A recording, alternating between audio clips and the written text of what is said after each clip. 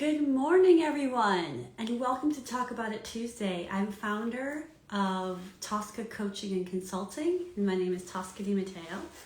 And I'm so excited to be here today with Paul Alexander, who I'm going to bring on right now. Yes, we're going to talk about soul journey stuff, really awesome stuff. Hi, Paul. Good morning. Good morning and welcome. Hi, everybody. Hi, Tosca.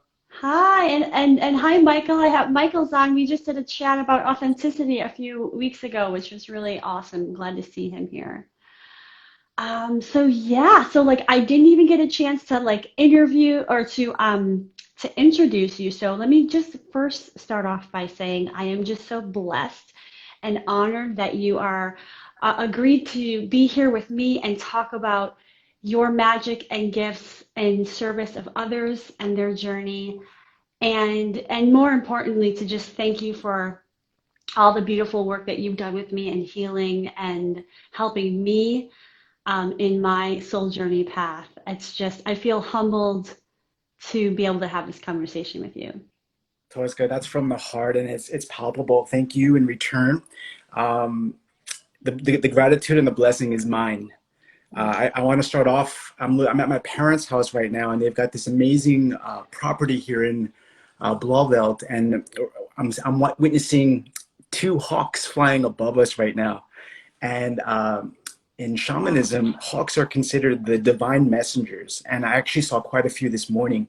So, we're always privy to these omens or these signs and Mm. symbols that are going to help guide us on our way, on our journey in life or for the day.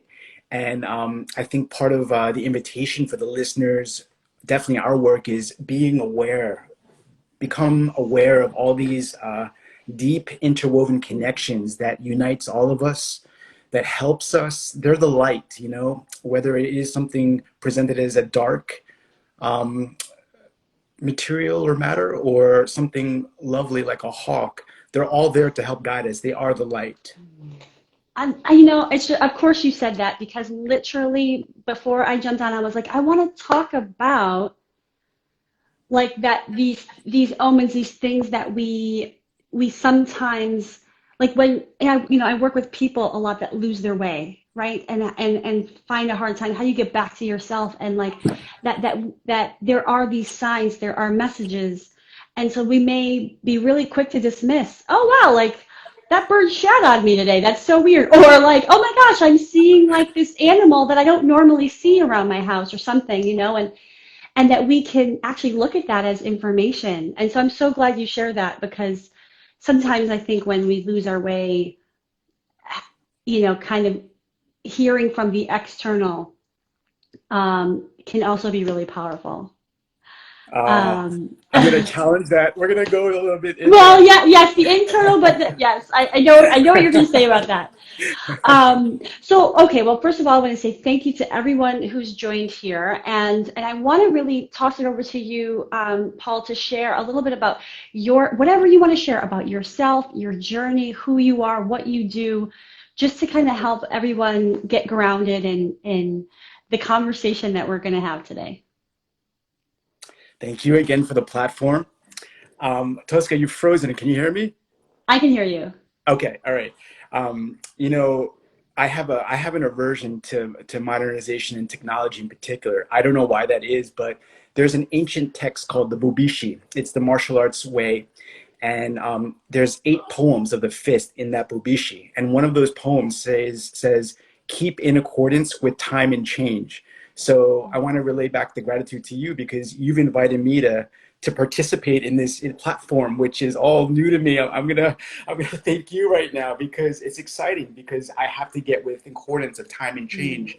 And that kind of relates back to what you were saying, where when we're talking about omens and signs, guiding lights as we lose our way, so to speak, on our path, we look to external stimulus or answers for guidance, for something that for validation for what we already intrinsically know inside, Right. right? But I think in terms of this journey, where we are is learning, especially amidst this post almost post-pandemic. We're almost there.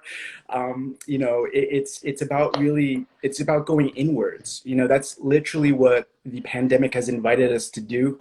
Starting a year ago, everything shut down, and nothing is coincidental. So it really forced us to just slow down, tune in, feel, and ask those bold questions that are impossible to answer. Like, what's my purpose? Who am I? Where am I going in life?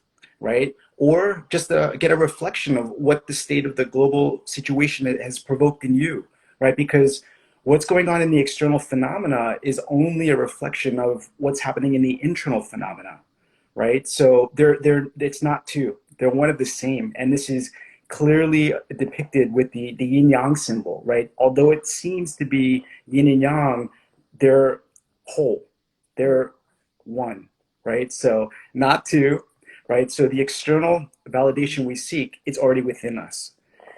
That invitation you said to give a little bit of a little bit of an introduction to me. Thank you again. You know, one of the secrets right off the get-go is to cultivate that so-called attitude of gratitude, because the more you live from that space, the pleasures of life really begin to become available in a more pronounced way. And it really is just, it's a perspective shift where when you use that statement that we lost our way, I lovingly and respectfully challenge, we never lose our way, right? It's part of the journey is to get lost, right? So that you can either go back or return. Mine has been an amazing one. I often look back and reflect upon my life, and I love it. And I don't want to bore the listeners too much with the personal stuff. Plus, I'm a little shy, but more so just to let everyone know that because all of the listeners are reflections of what's inside here, we all have amazing journeys, right? And we oftentimes forget that. And sometimes just having that quiet time to reflect on our life and to look at all the blessings, especially those ones that are challenging, whether it be medical crises or the so-called dark night of the soul. They're truly invitations to discover who you are, right? And what's going on deeper in that. I think before the shutdown, I was most well known, especially in New York City, as an acupuncturist.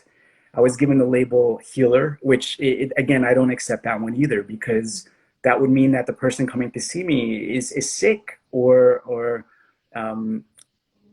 not well.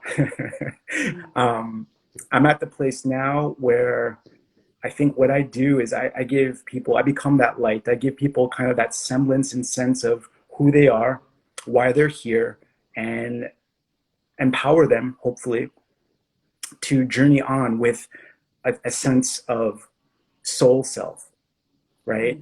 And just a little bit of a taste. What I love so much about what I did as an acupuncturist is, especially in the beginning of my career, I would get a lot of martial artists, a lot of fighters, and they would come in with the gamut of musculoskeletal injuries. Anything you can think of that breaks, I've seen it, and I've experienced it as well. All right. So, case in point, like someone would come in and they can't turn their head, or their shoulders messed up, they've dislocated it. I've had that same experience, or I was struggling through the same crisis.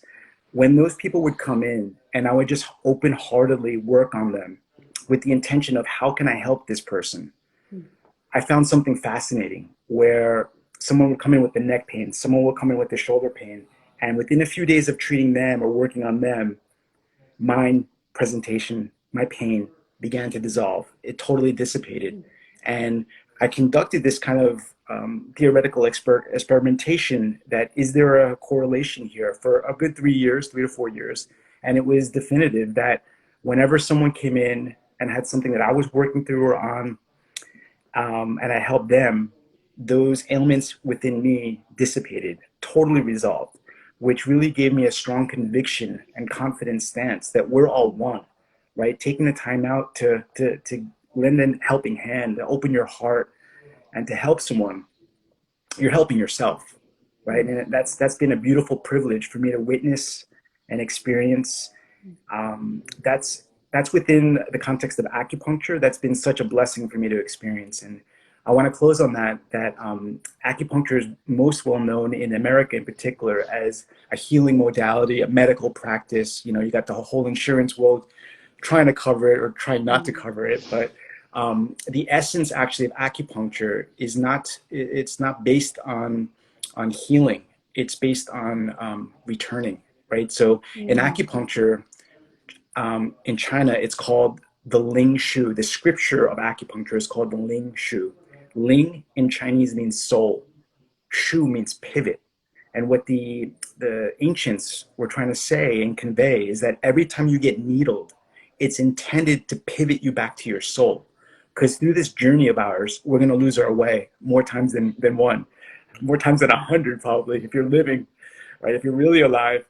But the intention is when you do acupuncture, it should give you that pivot where it returns you to that inner compass, knowing that despite whatever's showing up, it's meant to be there and it's meant to give you peace, right? Some of the things that get conveyed through the art is faith and trust and hope and connection to who you really are, your true nature. I love, thank you so much for sharing that, that viewpoint on acupuncture and how it kind of came into your life. And I know that it's like you offer so much more, as you kind of started to allude to, in terms of working with others. Now I'm trying not to use the word healer. It's fine. You um, know, I think it is what it is. You got to call it what it is. But it's, I think the invitation, from my own perspective, anyways, to see it much more than that, right? mm, Again, my clinical practice, I've seen some complicated cases, and patients would come in with really thick diagnoses of what they're working on with their physicians, and I don't tell them this, but it actually, Tosca, it goes in one ear, out the other. I don't give it any mind, even though I'm obligated to, based on my professional title. I mm, really focus on the soul, and I understand that whatever they're navigating through, it's intrinsically embedded in their journey. They're meant to experience whatever they're going through. So yeah, yeah, healing, sure, maybe not and wholeness. well, that concept, is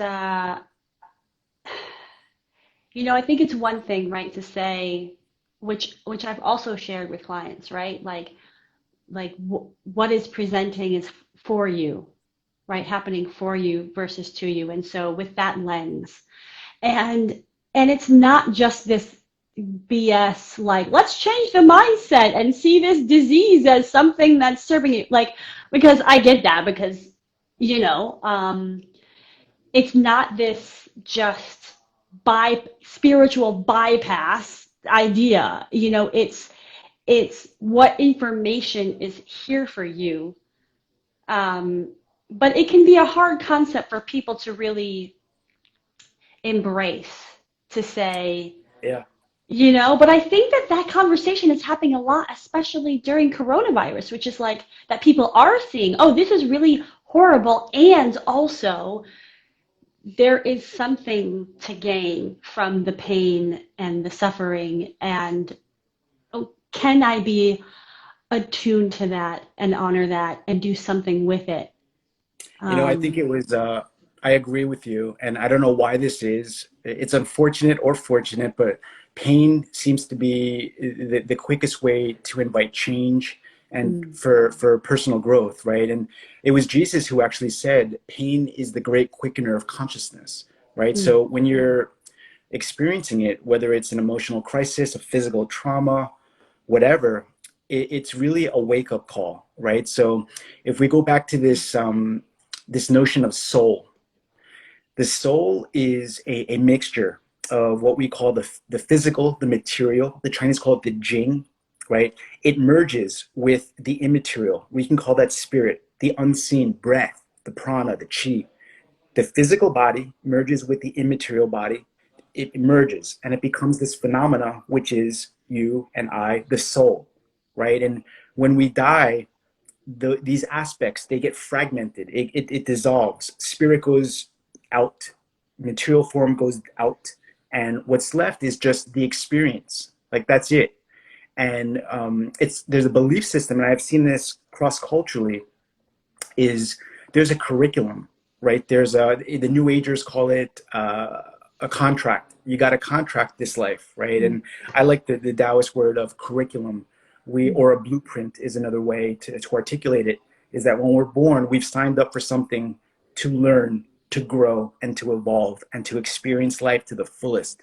Therein, there's going to be pain, but therein, there's going to be beauty and everything in between.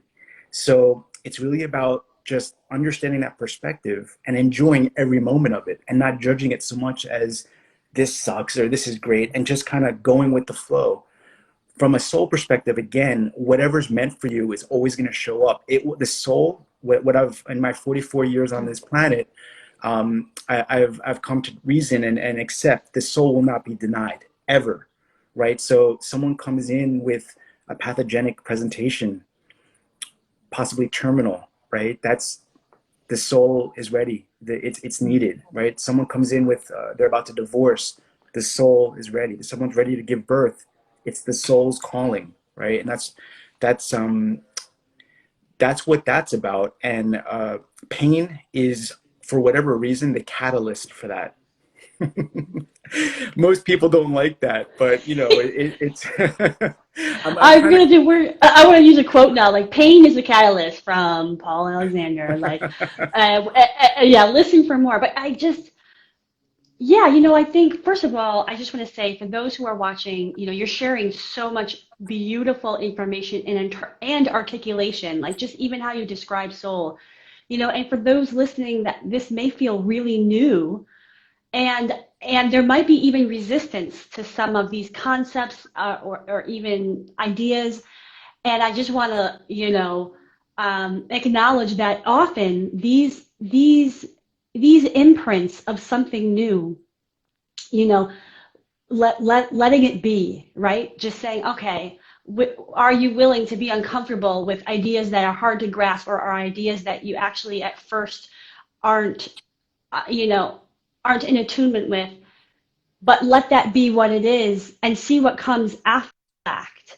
And I say that because as somebody who came from corporate and had a world of right analytical mind, and took me a while to say, well, what else is out there, or how else can I think or believe in understanding my soul journey or my purpose or my what all of those things, like, to be introduced. I think sometimes it's not always a lightning bolt. In fact, I think it rarely is. I think it's often just seed after seed after seed, and then somehow you find your way through that. You'll always um, find your way through, and that's a great point. And this can be differentiated again with Taoist philosophy or Chinese medicine. This yeah. concept of yin and yang, what you describe, that epiphany, that aha moment in the Zen practice, they call that satori, where it's instant awakening. And from a temperamental perspective, the personality types, those of you listening, if you find yourself to be kind of like those A type personalities where you're very much go, go, go, we would say that's very yang oriented. So as you talk, or as I talk and you listen, there, it might provoke a revelation where you're like, oh, okay. Or it might go, this guy's fucking crazy, right? So one of the two, but it's that instant kind of awareness, Mm. awakening. The other aspect or differentiation is yin, where, and most of us are like that, especially with these kind of deep philosophical ponderings and contemplations. We move at a slower pace where we kind of think about, okay, this guy sounds like, okay, some of it sounds legit, other stuff sounds out there, but it's a process where seeds get planted, right? And you begin to think about these things. And what I found fascinating is, like you, and I don't tell many people about my past. I guess people listening will hear it, but I too was almost part of that corporate world. We grow up and we're conditioned. And prior to becoming an acupuncturist, I was a police officer. I went to law school. I did the whole college thing with the degrees, and that's what led me to understand my soul. Because as I was in those professional endeavors or educational institutions, it never felt right. I can remember being in law school and we're learning like briefing cases, and my torts professor was grilling me for not understanding a precedent, like grilling me, and I could just felt my everything inside me just shrinking. I'm like, I don't belong here, right? And that's Mm. that's the guidance of the soul. But like your listeners that might not be resonant or accepting is what I'm saying is something perhaps interesting. Um, what's interesting is I was there too. So sometimes you're just not ready to hear certain things, or it's just not the vibrational frequency that you're at that moment, which is fine and beautiful too. But sometimes later on you'll hear something and you're like, oh, that's what that guy was talking about. You know, it's like in my library over here, I've got some amazing books, some of the classics like the I Ching, the Bhagavad Gita, all these amazing ancient texts and modern day writers. And I bought some of these books like 10, 15 years ago, and I never picked them up, right? But they were in my library. But then all of a sudden, like a year ago, I'm like, what is this? And my hand just took me to the book. And that's the soul saying, you're ready for this, right? So what I'm trying to say is when you're ready for that cliched statement, but so true. When the student is ready, the teacher will appear, right? And the teacher appears in many different manifestations. It could be in the physical human body. It can come, this might be out there. It could come in the form of guides, like angel guides or spirit guides. It could come in the form of power animals. Crystals, you know, I love working with tiger eye. It's one of my favorites. They come in many different guises of how, yeah, of how we can get some illumination during this journey of ours, right? Back to that notion of what you said about pain. It's because it hurts and it's unpleasant that it really catalyzes and forces the soul to go seek the answers, whether it's in a therapeutic process or mysticism or shamanism. It's in those dark nights, so to speak, that you get propelled into returning to where you need to be, your truth, your nature, your authenticity, your purpose. You know, going back to that notion again that we were born with a curriculum. Within that curriculum is a purpose. You know, this life of ours is not arbitrary. It's not accidental. It's, you know, from a science perspective, the odds of you and I being born, it's 1 out of 400 trillion, Tosca. Like 1 out of 400 trillion is the odds that you and me as me were born. There's a divine plan within all of us, and part of that plan it has a purpose. Like you're here for a reason, every one of us. And discovering what that is, I think, is one of the most important things we all can do. And some people will never find it, and that's okay. But just awareness that that purpose exists and asking that question, what is it, right? Otherwise, we're kind of enslaved to whatever it is that is willing to dominate your mind. I, I'm so glad that you shared, first of all, everything. I just, again, just so excited that I get a whole hour with you and your wisdom. But sharing your journey too, I think is so powerful to know you were on this whole other path and that you had feelings about that when you were in it, and whatever that journey has been for you in this whole other realm, I think is so inspirational because I think a lot of people, right, staying in their comfort zone or like seeing like this destination they set for themselves and then realizing like maybe that was for the moment in time, and maybe the destination constantly changes and changes, and do we allow ourselves permission to explore rather than beat ourselves up to say, holy shit, I can't believe I spent that much time doing that. Well, what, because I think that happens a lot in this culture. We beat ourselves up for our path. And I love that you say, we're constantly returning and returning, and that there is no getting off the path. You're always on the path. It just may feel better at some times, or maybe not so great at other times. Yes. Um, and again, I think it can be one of those things that are said out there in the ether, like like this is your path, and like but people are miserable, and but how do we really articulate? No, but really this is part of the process. And I think you did such a great job of starting that.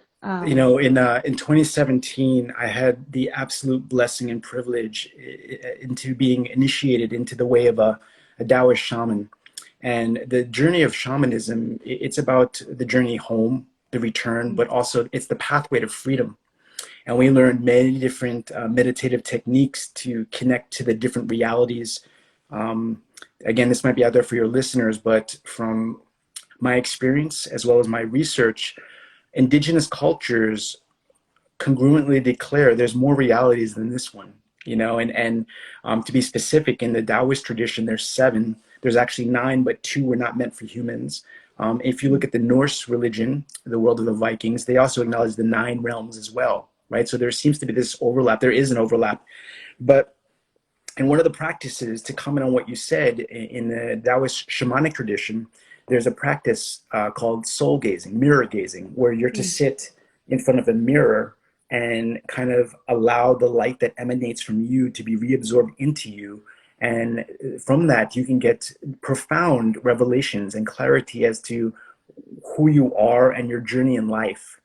Um, what that taught me was that the only person this life that you ever have to answer to is you, right? We've got a whole world that sets us up that we need to answer to people, mom and dad, our significant others, our kids, our dogs, right? But mirror magic really, it really just profoundly shows you, right? And I think this is also articulated in quantum physics, that there is no reality but the observer, meaning that the person, when we look out through our eyes, witnessing what's going on, we're experiencing our reality. And actually, that is what reality is. So your reality, the listener's reality, my reality, they're all different, but they're all somehow interwoven and united. And this is one of the amazing things that I got to experience with mirror magic, because it can get pretty psychedelic, where you start staring long enough and the phenomena of the physical body goes away, and the mirror acts as a portal that invites all these kind of things, I should just say, these other dimensions to come through. It's a portal, right? And it's a way to access the divine, which comes in both light and dark.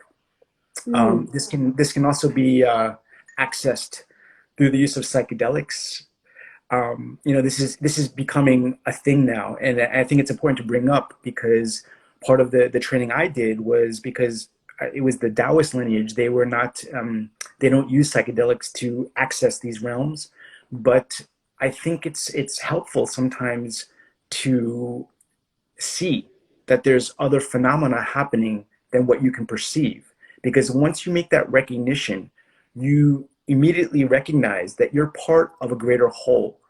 You're actually, when you're in that state of the psyche, psyche in Greek means soul. When you're in that soulful state where everything is open and you recognize you're one with everything, but you're actually not even there, and how everything is interwoven, you recognize that the things that are bothering you, they're not that important. And the things that are elating you, they're not that important. But at the same time, they're needed, because you're observing reality and you're living in it. Because of that, you're needed for this part, this intertwining. I love this teaching that if you had a jigsaw puzzle with 300 pieces and you were missing one piece, and you put the whole puzzle up along the wall, you would notice that one piece missing, even though there's 299 pieces beautifully displayed. So here we are as humanity. We've got billions and billions of people, right? One person is removed. You're only going to notice that one person. That's how important you are, right? You're a piece of the puzzle. We all are, right? So when you have these psychedelic experiences, it gives you validation and confidence that everything is happening exactly as it's meant to. Well, two quick things on that. First of all, I want to share that Leonello is saying you are one of a kind and a true spiritual master, and just want to acknowledge and thank you for sharing your. I can't agree more. And then we Leo, have, hello, Leo. I miss and you, Fen, man. and I love this interaction. And please, but we also have a question here from Fen Shi, which is, I think this was in reference to the mirroring exercise, in terms of, is that real? A friend talked to me about that technique. Um, So that's the first question to ask, that is, what is real? Like, if you're basing reality on the physical, of what you can experience based on sight and touch and sound, yeah, I say it's real. But the first question is what's real? So there's a process to this, and without delving too deep, the first is to train the eyes, right? So there's a specific meditation that will take your eyes through a set of symbols, which begins to access the inner eye, which we call the pineal and the pituitary gland. when you begin to open and exercise the eyes like that, it cultivates an ability to see more, right? So from a physiological perspective, there's you have the eye, you have the macula. Behind the macula, you have the rods and the cones. When you begin to work with the mirror, the rods and the cones kind of get worked out, just like anything else, in a way that's very unusual because you're now doing physical movement, right? So then once you begin to feel that opening, you will use other instruments that help expand upon that, like uh, candles or light structures or things like that. But I guess it's a long-winded answer. To first answer is yes, it's real, and predicated on what's your definition of reality. My definition of reality is that all things are possible, all things. And I guess I just want to share some clinical experiences that have shown up very recently in the last few weeks of people coming in, clients coming in that have lost significant others. I can think of right now someone that lost her husband. I can think of another case, someone that lost his mother, and they were experiencing deep pain. So I bypassed the preliminary exercises and just taught them this form of a meditation, a little bit of a twist to it. It's called summoning the dead meditation, right? And the Chinese term is the Po. The Po dimension is the ghost realm. And these people didn't have a very strong meditative or spiritual practice. They were just in deep pain.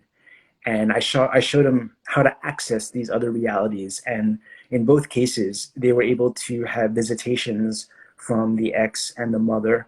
I too as well have had some interesting people show up. So to answer that question, okay, I guess a better answer is you never know till you try, right? So rather than taking my word for it, there's this delineation between the path of the mystic and the path of the philosopher, right? The philosopher is interested in knowledge. So they're going to think, learn, and know, right? Because when you do that, you get to the point where the mind exhausts it. The mind, it's so much knowledge, you exhaust it, it surrenders. And from there, you get this transcendence of mind. You get this connection to what the mystics are searching for. The mystic is interested not in mind, it's interested in direct experience, where I tell you something like, okay, there's a meditation that you can have a psychedelic experience staring at the mirror, or you can connect to the deceased through meditative practices. The mystic will not take my word for it. He or she will go and try for themselves to see what their experience is like. Now, this can be differentiated in your brain. We've got the left hemisphere and the right hemisphere. The left hemisphere is the knowing, the intellect. The right hemisphere is that mystical aspect, the mystery, the not knowing, the irrational. Both are correct. And I think the invitation for that questioner is use both. Research it from an intellectual, philosophical perspective. Look at all the different cultures that have accessed the deceased or used mirror magic. Then try it for yourself using the mystical approach and see what comes up. Oh, I love that. Yeah, it just feels very, I guess the way I think about it is like in this time that we're in, especially right now in the world, right? Like opening, opening to new ways of being, of doing, of believing, of thinking, however you want to name it, right? Because there's all this external pressure and conditioning, and I just want to honor, and I just love how you have this beautiful way into these concepts of, yeah, like there's this and there's that, like, and whatever works for you in terms Yes, of that's the key. believing. Yes, Tosca, that's the key. You cited wisdom there. Whatever works for you, right? And that's the ultimate truth. There's so many modalities. There's so many journeys we can take this life. Ultimately, my point in bringing up the mirror is because you look at your reflection and you recognize only you can answer your question, right? So whatever works for you. Just on that point too, when we're talking about phenomena like crystals or animals or getting messages from the divine, whether it's angels or the deceased, um, there are many different ways to interpret it. But the key is you interpret it for you. What I mean by that is back into this initiation to shamanism, my teacher said, don't read up on anything.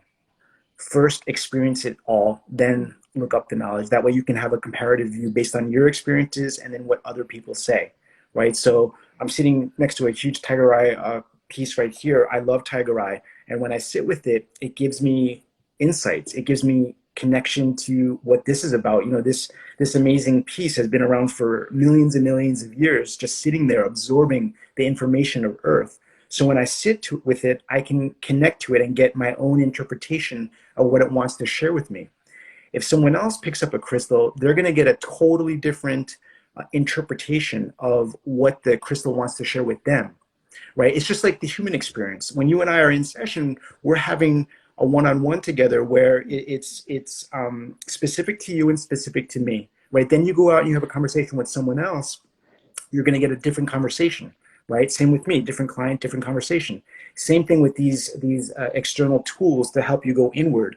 You're going to get your own message, right? So the key here is to trust what you come up with rather than relying to external sources. So I guess it's just returning to that question, is it real? It's real if it's real for you, right? Trust what comes up for you. Oof. Yeah, I love that.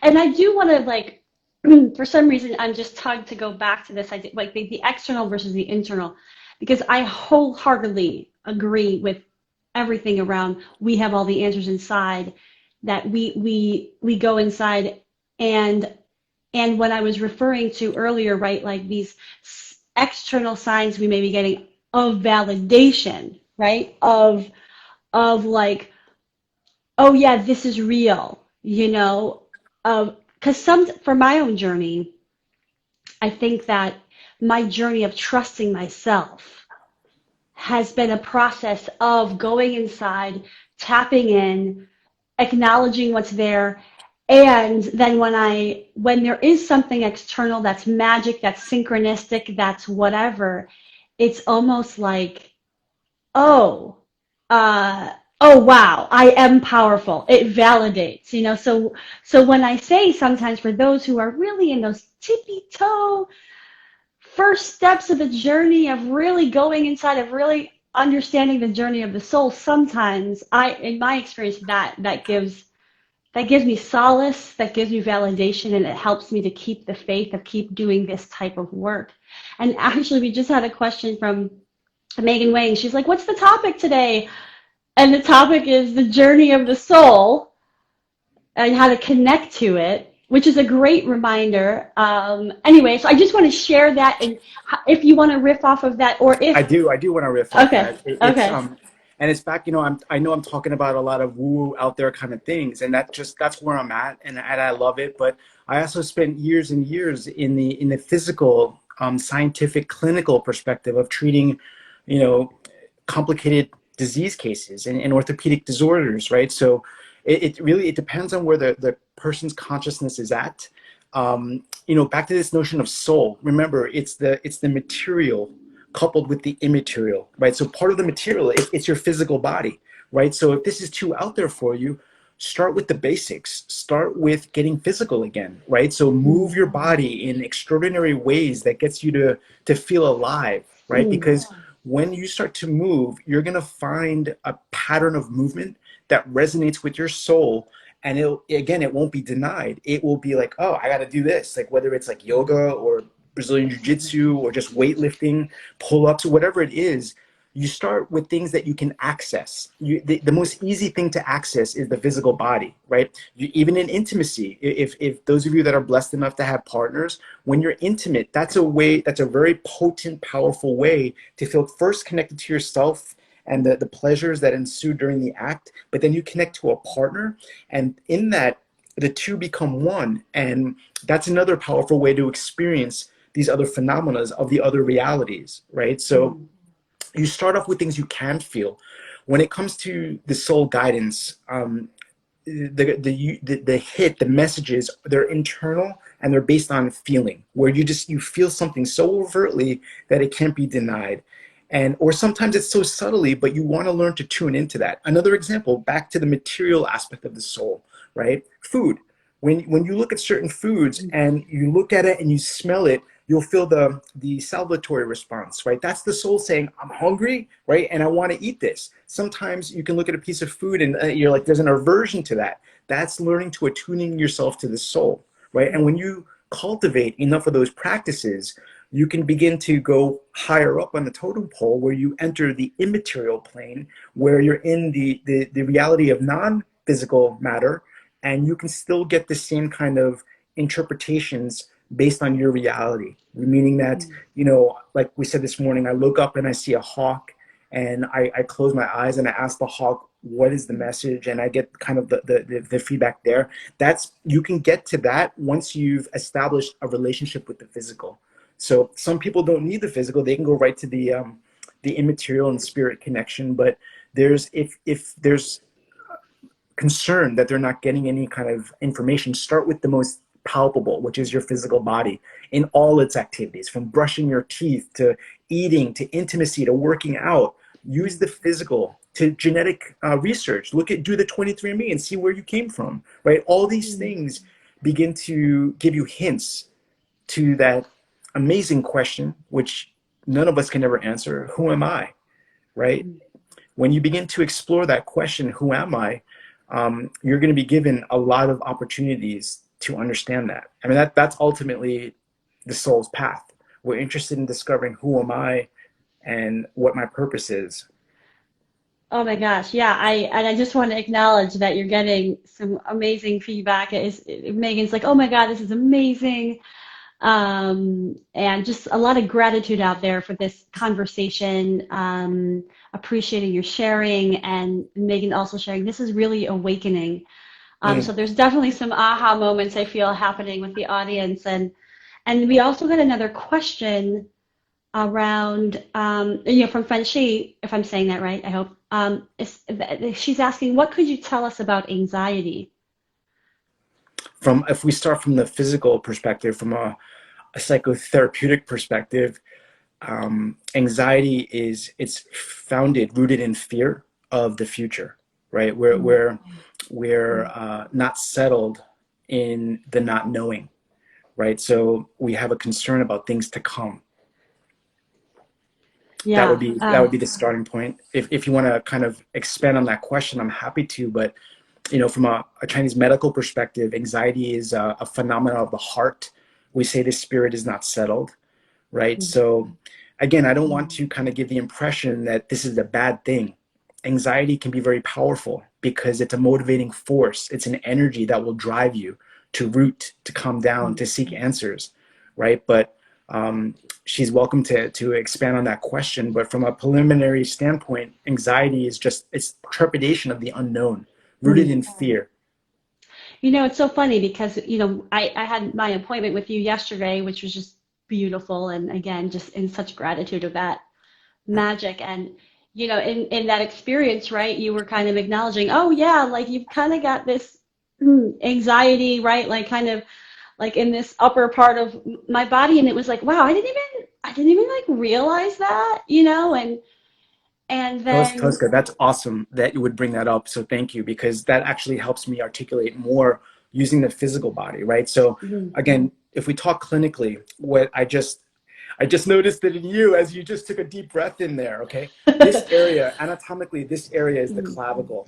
And people that have that presentation of anxiety, they're doing what's called clavicular breathing. So all their breath is up here. So when you breathe up here, that sends a panic response to the brain. The limbic system thinks that something's wrong. So it's like it's in the state of part of the nervous system. You've got the sympathetic response and the parasympathetic response. It's wired in us primarily and genetically, right? So when we're breathing up here, right, it creates this panic response, which fires the sympathetic. You're intrinsically thinking you have to either fight or flee. The other F I'm not going to say, but it's one of those three, right? So it's or actually there's four F's to that. It's fighting, fleeing, food, or effing, right? And that's part of the sympathetic response. But when you breathe up here, to answer that question about the sympathetic response or anxiety, it's oftentimes the breath is up here. So that question, if I wanted to kind of just help with how do I root down, put your hands on your belly and breathe from there for 10 minutes straight. And you'll notice the anxiety levels go down, right? I want to expand just a touch more in that it's always the mind. The mind hijacks the soul. The mind is only one aspect of the soul. It's a fraction, actually. It's not a big aspect. In fact, if you look at the Chinese word for soul, it's not even on there, right? So it's just a small phenomena of the experience of life. But when you get anxious, it's because the mind has hijacked the entirety of your consciousness, and it's really worried about things that they don't know that it's going to come or not come, right? So the mind has one job, Tosca, and it's to focus on one thing. Focus on the thing in What? front What of you. about What? multitasking? I thought that's what it was for. The mind is to focus on one thing, right? So, but the tendency is the mind will hijack, and in that one thing, it's going to start to do 10 different things, which creates an anxiety response. So, you're brushing your teeth, focus on the one thing. But you'll notice, guys, as you brush your teeth, you're thinking about what where you're going to go, this call. Your mind's not aware of what you're doing. So if you want to work with the anxiety, besides the 10 breaths at your belly, focus on what's in front of you, and that's it. And watch anxiety go by, right? It's a powerful, focus is powerful, and that's one of the virtues of the mind. But that needs to be cultivated, right? To be able to train your mind to focus on one thing, that's true power, because what you focus on, you feel, right? So from an emotional standpoint, from an energetic standpoint, that focal point will give you a feeling. And it's empowering because you get to choose what you want to focus on, right? And I love the Napoleon Hill statement, what you think about, you bring about. So you're thinking about that one thing, whether it's like bringing abundance into your life, bringing in love into your life. Think about the one thing. That's the power of focus. Watch how quickly it expeditiously manifests in your life. But most of us were thinking about 10, if not 20 different things during the one thing, right? So if I can offer the listeners a quick invitation, focus on one thing at a time, right? This notion of multitasking, it's not true. Focus on the one thing and watch your life improve. If you want to bring extraordinary things into your life, spend time, 10 to 20 minutes a day, thinking about that one thing. Watch what happens. That is the power of focus. I love it. Kay Millie is saying, Paul changed my life. So great to hear his wisdom again. And for everybody listening, Hi, if Karen. you want to hear more from Paul and his wisdom, give me some hearts, give me some comments. Let's make sure this is not a one and done with Paul. We want him to keep going. Um, Karen is awesome. She's a badass BJJ black belt instructor. She's amazing because I love jujitsu. I miss it a lot, but it really shows the power of the divine feminine. I mean, I'm talking about a chick that can kick the shit out of me, Tosca. This like I love you, Karen, right? So, but it's I'm also seeing clinically women and the kind of the breakdowns they've done consciously because of upbringing or conditioning. And I'm glad Karen just said hello because she's an overt reminder that the power of women are extraordinary. And I don't want you guys to ever forget that. And this is always demonstrated in intimacy, where it's a very sacred act.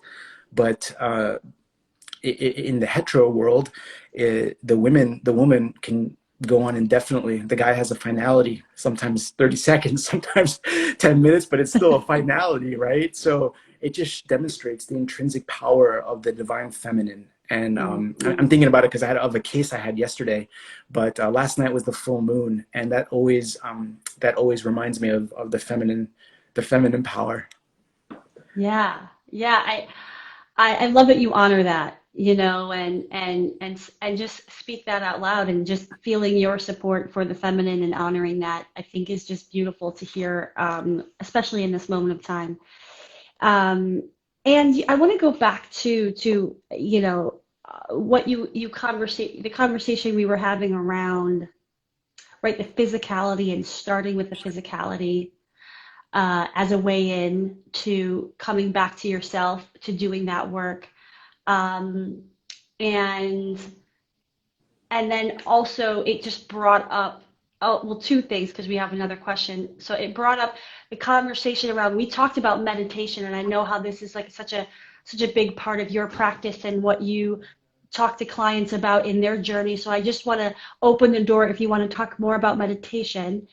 And then Yeah. secondly, there's this other question around, you mentioned the dark night of the soul. Can you talk more about how to explore this part of ourselves? So I'll just leave it to you Beautiful. to Beautiful. answer however and whatever Remind me on comes. the Dark Knight, because as you Okay. guys can see, I tend to go tangential, right? But Yeah. remind me about the Dark Knight. That's a beautiful Okay. question. The physical, um, from a health perspective, all of us should be doing minimum 1 hour of physical exercise daily.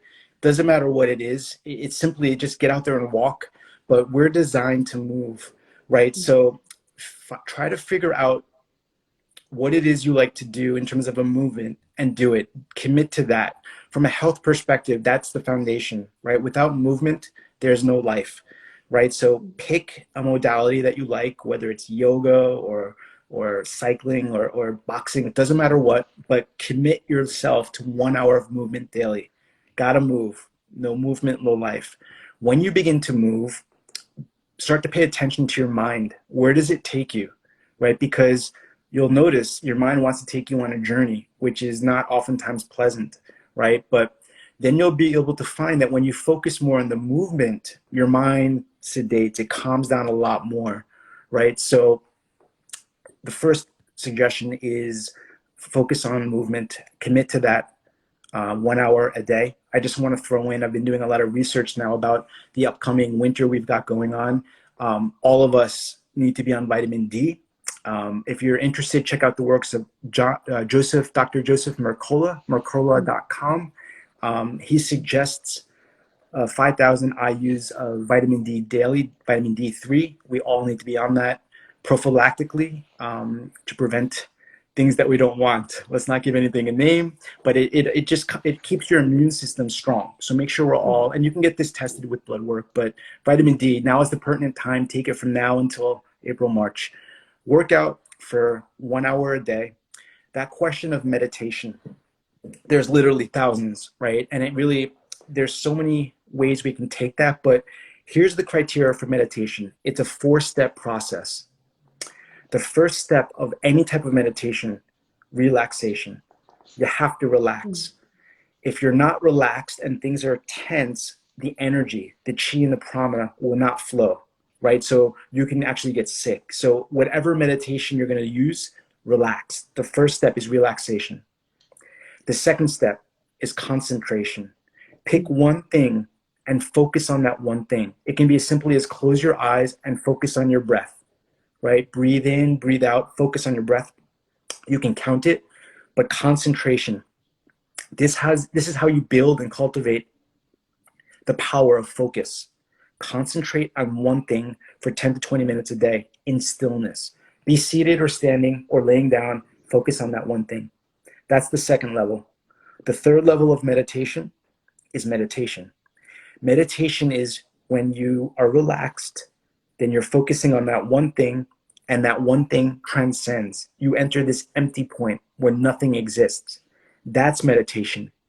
And if you can hold that space long enough, the fourth level of meditation is levitation, right? So the ancients all talk about the ability to lift off the ground. I've never seen it, but I can believe it because I've gotten into these states where you just feel lighter. You'll know you're there where there's a feeling of levity that consumes you. The yogis call it bliss. You'll feel blissed out. Those are the 4 levels of meditation. Again, relaxation, concentration, meditation, levitation, right? And I invite the audience to discover what you like. There's so many. Pick one you like, do it for 10 to 20 minutes a day.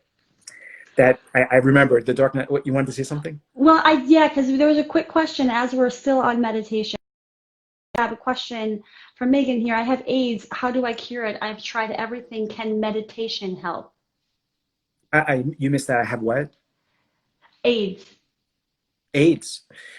Meditation can definitely help, right? So what I would definitely suggest is enter that first stage where you're relaxing. You're totally relaxed. Don't even let that diagnosis enter your mind. Focus on one thing. Focus on your body and focus on it being pure. Sometimes close your eyes and visualizing a white light emanating off you. That will help, right? Just focus on those two and spend 10 minutes doing that. Helpful? It's something that came up for me too. I have type 1 diabetes, right? There's no known cure. And part of the reason why I went to see Paul first, was I was in this process of what else is possible, like of this, yeah, what's possible for me to to be cured or to have an even better experience with this particular disease. And I think that something that I do too for myself is when I'm feeling particularly down or bad physically, is that I use this mantra and I say, every cell in my body is happy and healthy. And it goes back to Paul, what you were saying about we create our own reality. And I'm not going to sit here and, you know, say like, I don't know what's possible. That's what I can say. What I can say is I don't know what's possible. And in those moments, I want to create my own reality, and I want to remind myself that in this moment, I am okay, and I'm here, and I'm alive, and honor my body is keeping me in that way. I don't know. That's just something that I just wanted to share as Yeah, another, yeah. that's beautiful. And there's two strategies you can take with that. I was intentionally not going too deep into that question regarding the AIDS diagnosis because, like I said before, it's very rare that I want to really entertain those realities, even though it's present, right? Because my perspective is that I want to take them away from that. Um, Mhm. there's two perspectives. One, you can do your process, which is beautiful, where you begin to focus on the light and the healing and the feeling of cleansing and wholeness. The other aspect is the process that I use. I tend to go dark sometimes. I go right to the pain. I go right to the emotional heartbreak or the physical pain, and I sit in that. And I keep asking, what's the lesson to be learned here? What do I need to learn here?